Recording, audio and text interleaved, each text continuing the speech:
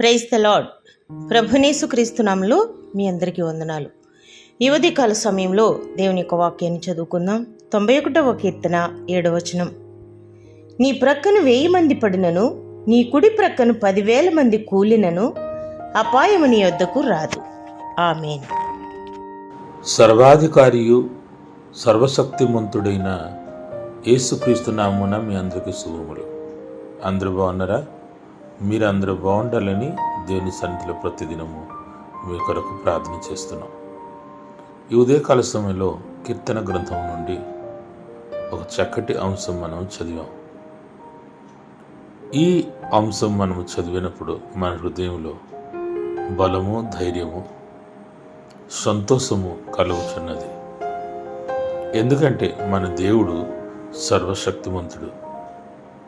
ఆయనే మన పక్షమున నిలబడిన దేవుడై ఉన్నాడు. అందుకు ఇక్కడ కీర్తనకారుడు అది చక్కటి అంశం రాశారు కదా.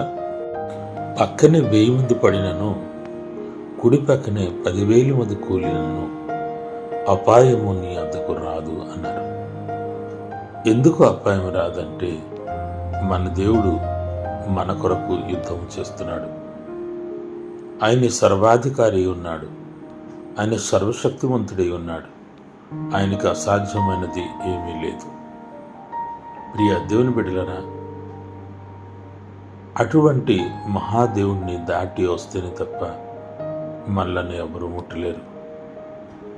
దేవుని యొక్క అనుమతి లేకుండా ఎవరు కూడా మనల్ని ముట్టడానికి అధికారం లేదు. అందుకు దేవుని గ్రంథంలో మనం చూస్తున్నాం.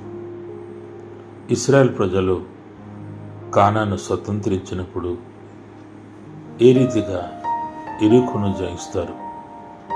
అంతే మాత్రం కాకుండా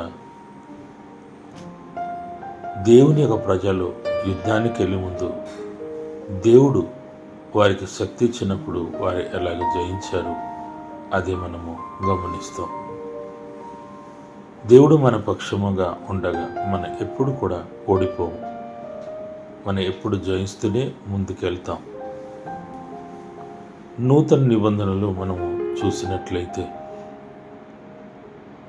మన శత్రు అపవాది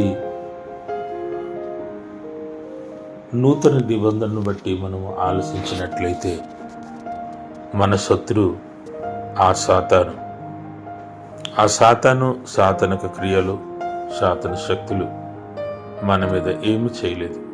ఎందుకంటే దేవుడు మన పక్షమున ఉన్నారు. మన వాక్యం అనుసరించి బ్రతుకుచు ముందుకెళ్ళినాడులా అపవాది మనను ఏమి చేయలేడు. అది 100% గ్యారెంటీగా మన జీవితంలో దేవుడు సఫలపరుస్తున్నారు.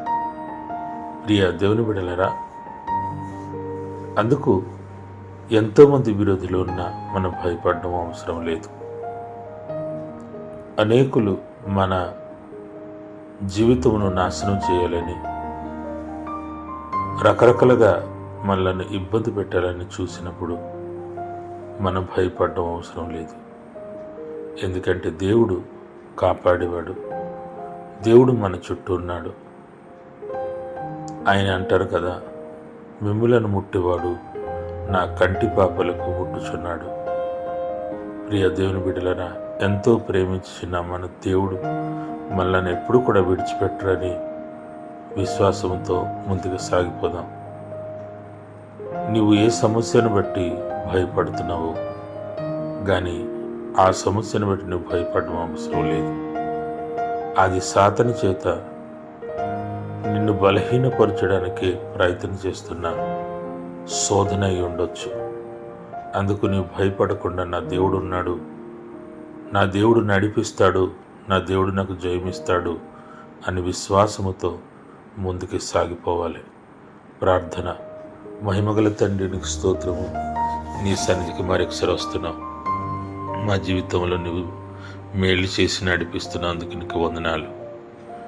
నీ కాపుదలో ఉన్నప్పుడు 1000 మంది 10,000 మంది ఎంతమంది వచ్చినా మమ్మల్ని ఎవరు ఏమి చేయలేరు. ఏ సాతాను శక్తి మా మీద దాడి చేసిన మమ్మల్ని ఎవరు ఏం చేయలేరు. ఎందుకంటే నువ్వు మాకు ఉన్నావు అనే విశ్వాసం మాకు కలుగ చేసినందుకు స్తోత్రం ప్రభువా. నాయనా, ఈ ప్రార్థనలు ఎక్కివిస్తున్న ప్రతి బిడ్డలను ఆశీర్వదించి బలపరిచి మీరు నడిపించండి ప్రభువా. నీ శక్తి, బలము, ధైర్యము బిడ్డలకు దయచేసి చేయి పట్టుకుని నడిపించి ఇంకా ఉన్నత శిఖరము ఎక్కించమని యేసు పరిశుద్ధ నామములో అడుగుచున్నాము తండ్రి, ఆమేన్. దేవుడు మిమ్మల్ని దీవించును గాక.